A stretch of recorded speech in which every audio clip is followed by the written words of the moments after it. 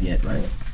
Welcome back into the High School Fan Zone on Wednesday night, April 9th, if my eyes are not deceiving me. We are jumping into the Pirate Fan Zone. We're going to stick to the track and field theme because, as I mentioned, this is area meet week. And while Friendship gets to host a meet, which is not rare, it's not that common for them, the Lubbock Cooper folks are used to staying close to town and driving up US 87 to go to Plains Capital Park, Atlanta Field, where they'll be for the next 2 weeks. Area this week, this Friday, regionals next Thursday and Friday? Friday, Saturday. Okay. I am joined by the coach of the Pirates and Lady Pirates, Devin Ramby. He's on the far left if you're watching on TV. And two of his athletes, Niomi Wines, who I've just got some intel on, asking her about her preferences, if they've changed the last couple of years. And Josiah Davis, who I've just met, but is a little bit similar to Niomi, where he's going to be all over the place, racking up points in different areas for LCP. Devin, when we talked, I can't remember how long ago that was, I remember you. Now, I want to preface this. You've endured some injury situations with the girls and still managed to finish third in district, correct? Yes. I remember it hurt. I mean, the third place hurt, but I was really proud of the girls who competed. I mean, it took a lot of people doing a lot of things to get us to third against a stacked district on the girls' side. Yes, because your district, and especially on that side, has gotten a lot better. Oh, yes. But you told me you didn't know what was going to happen with your boys because you had so many new faces. Mm-hmm. Well, all your boys did was finish second.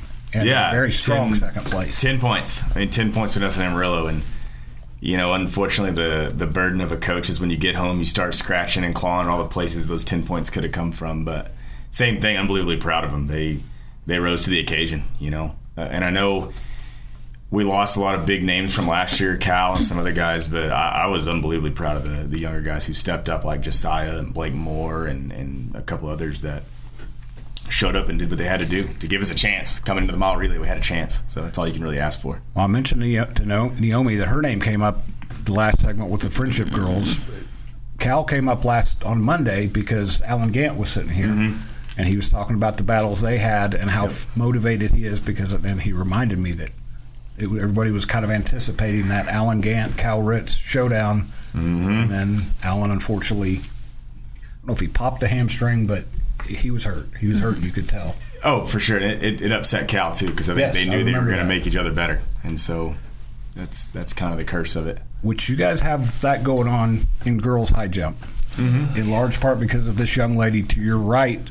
But she's got a couple of compadres that, I mean, make sure I'll have you guys explain it. All three of you went to state last year?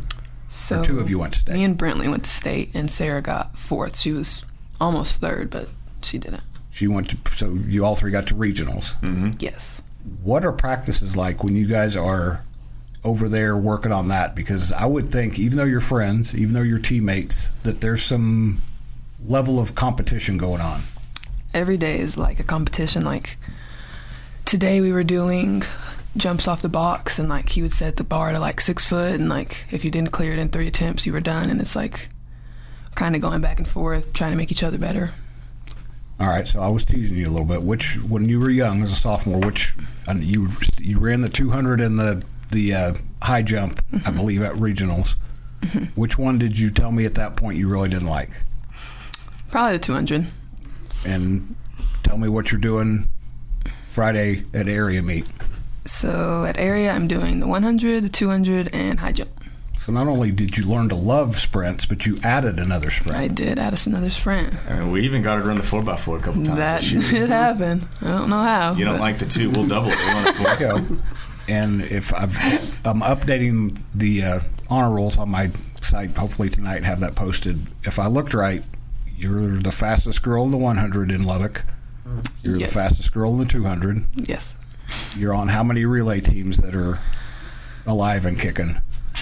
We unfortunately did not get any relays out this year, and that definitely stung. That's understandable. Yeah, I mean, that's track. It's like life. I mean, you show up and you got to do it that day, and sometimes it works in your favor, and most times it doesn't. But and we're going to talk to Josiah about that because your name was new to me this year, which I think ties into what Coach and I were talking about. The boys maybe surprised a lot of people. I'm going to get you to talk about what you've done to kind of rise to the occasion this year. Yes, sir. Give me the times for when, because again, area meets are one day. It's a little bit of a physical and mental adjustment for guys and gals because you don't get to relax as much either way. What time does stuff get started on Friday?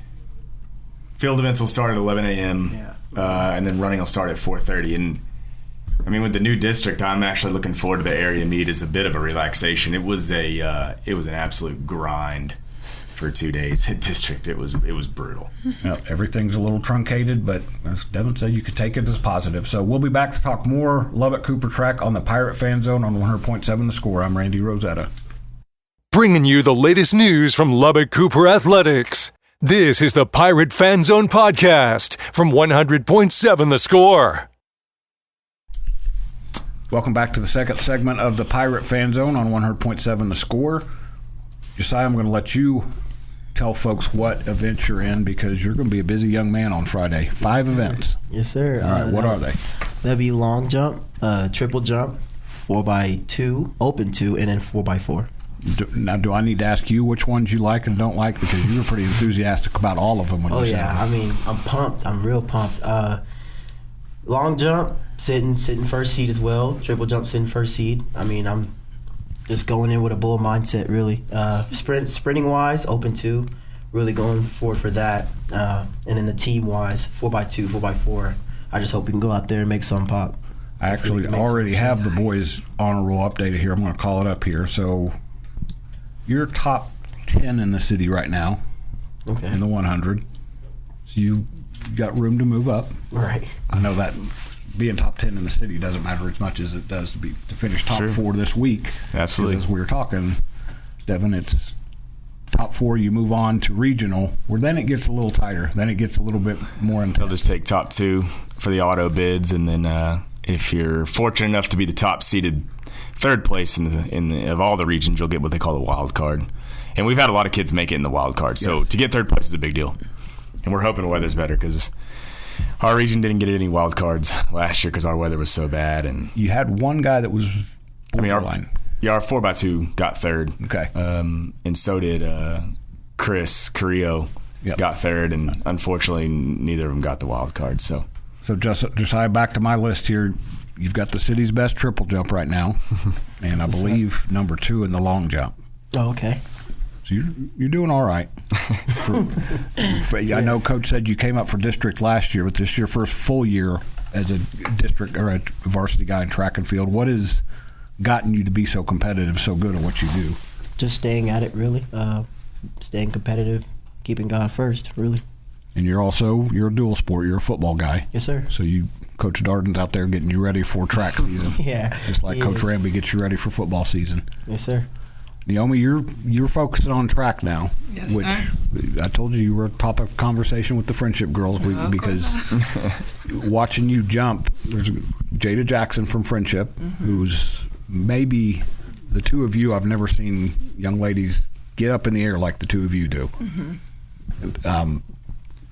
Focusing on that this year, how much difference has that made for you? Obviously, you're doing okay because that list I have, you're at the top of a bunch of them as well. Yes. So this year was my first year actually getting to have like a track off season. So I got to work on vertical jumps and I got to do a lot more like specific sprint stuff that I usually don't get to do because when I play basketball, I'm always rushed into the season and I have to try to find my groove faster, but I got to ease into it this year. Yeah, you broke Coach Isler's heart a little bit. I know I did. I'm sorry, Coach Isler, if you're watching this. I'm so sorry. I bet he'll forgive you, especially if you do really well this week. Yeah. Oh, good. And let's make that a segue, Devin. These two in particular, since they're here, and then we'll kind of look at the broader picture. How confident are you that these two could be, if I had you back on next Wednesday, that we're talking about them getting ready for regional? Oh, if we talk about this from time to time too, is it doesn't take anything more than what you're capable of. We've worked all season for this. That's why we traveled to McKinney right before spring break. We wanted to see that 6A and those Dallas 5As, and these two competed their tails off there too. And I think it gave them a little bit of a confidence. Hey, we can compete with them. You know, we don't have to be intimidated by what they're coming with from Dallas or Amarillo or stuff like that. So I think just kind of the preparation up to this point has got them ready. And so if they go in there with the confidence to do what they do, we're going to be fine.